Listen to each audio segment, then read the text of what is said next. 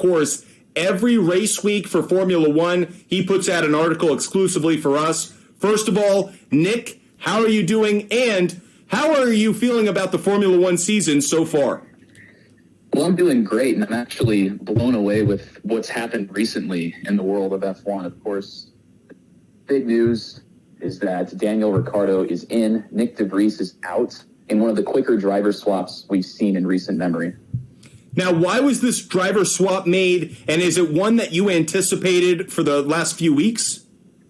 So the swap was made because the bosses over at Red Bull and AlphaTauri felt that Nick de Vries was not performing up to par with his teammate and with the expectations the team had put forth on him.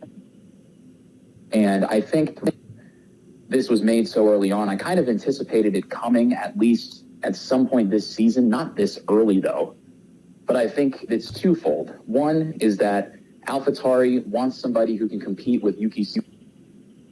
It's two, that what Red Bull saw from Daniel Ricciardo at the mid-season tire test a couple days ago was so good that they decided just to make the switch because de Vries obviously was not what they thought he was going to be. What happens now to his career? I think de Vries is probably done in F1. Maybe he'll be like a reserve driver for AlphaTauri. I'm not sure if anything's been made official yet, though. I don't think any other team is going to pick him up. What we saw last year in Italy, which was actually what secured him the drive for AlphaTauri this season, was a flash in the pan where he was driving a car that was really suited to the track.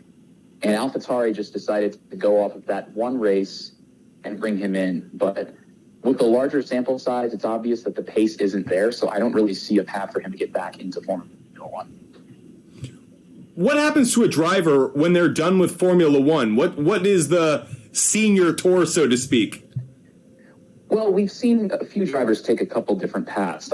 Marcus Ericsson, the man who won the 2022 Indy 500, started in Formula One. He drove for what is now Alfa Romeo for a few years. He wasn't very good in terms of F1 standards, so he went to IndyCar and he's had some success. Romain Grosjean was out of F1 after the 2020 season. He also went to IndyCar. He's been able to challenge for some race wins, hasn't won anything yet, but he's been very consistent near the top of the field, especially on road courses. Another place for drivers to go is Formula E.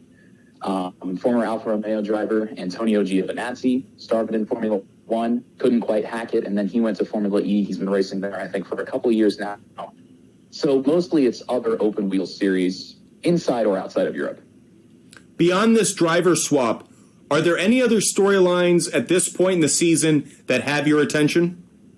Well, I think the driver swap, not just at AlphaTauri, but at Red Bull, it also raises some eyebrows because AlphaTauri is Red Bull's sister team. So they kind of have a carousel of drivers. It's basically 4 drivers for Red Bull to pick from. And with Sergio Perez still kind of struggling to figure things out, I'm not sure why. He struggled again this weekend in Great Britain. In qualifying, he failed to make it out of the first part. And I think this might be sort of a wake-up call for him. Because if Ricciardo blows everybody out of the water at AlphaTauri, performs way above where the car is supposed to be, and Perez can't figure it out by season's end, I think there's a very slim chance that Perez could be kicked out of Red Bull for Daniel Ricciardo, and the two of them could switch seats, and we could see Ricciardo at the top of the grid again next season. Oh, wow. Wouldn't that be a changing of the guard in so many ways? I know Sergio has a good fan base and following, but I'd be surprised to see his fall from grace. But you're telling me that he's just simply not delivering the kind of results that are worthy of the position he has now. Right. He's driving what Max Verstappen has proven to be the best car on the grid by a ridiculous margin, and he's 100 points behind him in the driver's standings. Now, at some point, you have to say that he can only have so many off weekends before you really have to start to question his place. Yeah, because you can't question that car right now. The Red Bull team is producing one of the most exceptional cars that we've seen on the circuit in years. Is it Max Verstappen being one of the greatest drivers of all time? Is it Red Bull producing one of the greatest cars of all time? Or is it both right now for you, Nick? For me, I think it's both, because we saw the same thing, and I think I've said this before, where when a driver and a car fit together, like, for instance, the Cinderella slipper, they're just unstoppable. We saw it with Lewis Hamilton in 2020. We saw it with Michael Schumacher in 2004. There are just some driver car combinations that are meant to be. Max has a specific driving style. He likes a car that's really, really loose so that he can manipulate and drive it right on the limit for as long as possible. And Red Bull has delivered that to him in spades this season. So it's a mix of both, I think. It feels like Formula One season, unfortunately, is already coming to an end, even though it's not close to over, because Max has put such great distance between him and the rest of the field. I saw something like he could finish second or worst in every race remaining and would still win. Do I have that correct? Yeah, as long as he finishes second place in every single race, it does not matter whichever driver is in second, whether it's Sergio Perez or whether it's Fernando Alonso, anybody else. They could win every single race, and as long as Max finishes second, he wins the Drivers' Championship. Have we ever seen this kind of dominance at this point in the year? Off the top of my head, in recent memory, the only thing I can think of is Mercedes as a team. But even then, that was 2020, so at this point in the calendar year, we were only about 3 races in, if that. For a normal season, I think you'd have to go back to Mercedes in 2014, where it was clear from basically race number 3 that it was either going to be Hamilton or Rosberg winning the title. I don't know that we've ever seen this level of individual dominance, though. What's the next race on the circuit? So we've got a week off this week, which is nice because it'll give the Ricardo news cycle time to die down. And then on July 23rd, which is a week from this coming Sunday, we have the Hungarian Grand Prix. And then the week after that is the Belgian Grand Prix. So it's a doubleheader, and then we're off for a month for the summer break. What should we know about the Hungarian Grand Prix, even as we start to get early inklings and notions about how we may want to play that one? Absolutely. It's a track that is very difficult to pass on. It's very narrow. There are a lot of corners where you can only take one line, and one corner often flows into the next. Weather can be unpredictable. We've had rain there for the last, I think, 3 seasons in a row, maybe 2. The weather can be very unpredictable in Hungary. Track's narrow. Qualifying is of the utmost importance, and you'll see some varied strategies because I think it was last season, the transition from rain to dry track caused problems mainly for Ferrari, which is nothing new in terms of strategy. But if you don't get your strategy right at Hungary, because it's so difficult to pass, you could find yourself on the back foot at the end of the race. Because it's so hard to pass, qualifying being so important, doesn't this just make us all believe that once again this is going to be a Max victory because he is most likely to get that number 1 spot and thus can hold the lead almost the entirety of the race? I think that's definitely the safe bet because it's a very aerodynamic and downforce-based track. I think also maybe with what we saw from McLaren this past weekend in Great Britain, they have ridiculous downforce in corners that rely heavily on aerodynamics, medium and high-speed corners. I'd probably bet that they're going to continue to fight their way up the ladder. Having Lando Norris on the podium was incredible.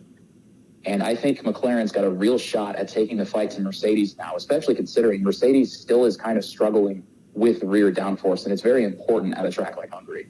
I want to applaud you. You actually called out Lando prior to the previous race. You called that one pretty well, saying he was in a real dire situation to deliver. What are your expectations for Lando going into the Hungarian Grand Prix? Well, he's going to be riding high on the momentum, no doubt, and it's definitely a small sample size given the last few races in Austria and Great Britain. Those are tracks that are a little bit wider. The corners are somewhat higher speed, but it's encouraging. I don't think he's going to be on the podium this week in Hungary, but I certainly would be thinking that he and his teammate Oscar Piastri both have a real shot at finishing, say, in the top 8, top 7, picking up more solid points from McLaren. Give me one driver. Again, we'll have a conversation next week about the Hungarian Grand Prix, so we'll dive into it even more next week. But give me one driver through the remainder of the season where you're going, I'm keeping my eye on him as someone who maybe doesn't break through entirely, but starts to put together the kind of races that could suggest that next year he's a candidate to be a star along with Max. Looking at the short term, Oh, that's tough because I said Lando Norris before. Wanted to give you a curveball. Wanted to try and challenge you since we talked Lando. Wanted to see if there was one other driver that you just got your eye on and that you, whether he could deliver, break through, or he's on the cusp. I think it's Lewis Hamilton, and I know saying Lewis Hamilton could break through is a little bit of a slam dunk. But what I mean by that is he took a podium in Great Britain this weekend with a car that is still questionable on the downforce front. He's been very consistent over these last couple of years at driving his car above where the performance suggests it probably should be. And I think if Mercedes can deliver some mid-season upgrades, say, heading into Belgium, the last race before the summer break, I think if Max maybe gets struck by lightning, there's a chance Lewis Hamilton can win a race. If not for that, he can take P2, and I think if Mercedes could just get over that hump, they're close, but they're not quite there yet. If they can get over the hump heading into next season, I think Hamilton might be able to fight Max Verstappen and just maybe win his 8th career championship. Well, wouldn't that be an outstanding comeback for him? I actually kind of like the take because of all the people that we talk about. I feel like Lewis Hamilton is the one who at times is in the most precarious position. We have a massive expectations for him. Has he fallen off? As you have said, not really. It's really his team can't keep up with the Red Bull squad and the car that they're putting out week after week. And so I'd like to see Lewis Hamilton, as you kind of alluded to, kind of start to break through, but he's as reliant on the car as anything else. Nick, want to give you a big shout out. Really appreciate you joining us every week and giving us your insight. Again, if you want to find Nick, our Formula One expert, you can find him on Twitter at NICKRODECAP. And every single week where we have a race, Nick puts out a Formula One preview with the storylines and takes that he's most focused on. Nick, thank you so much for joining us. Absolutely. It's always a pleasure. That was our Formula One expert. If you want to check out that interview, if you missed any part of it, we will post it in its entirety to YouTube immediately after the show concludes.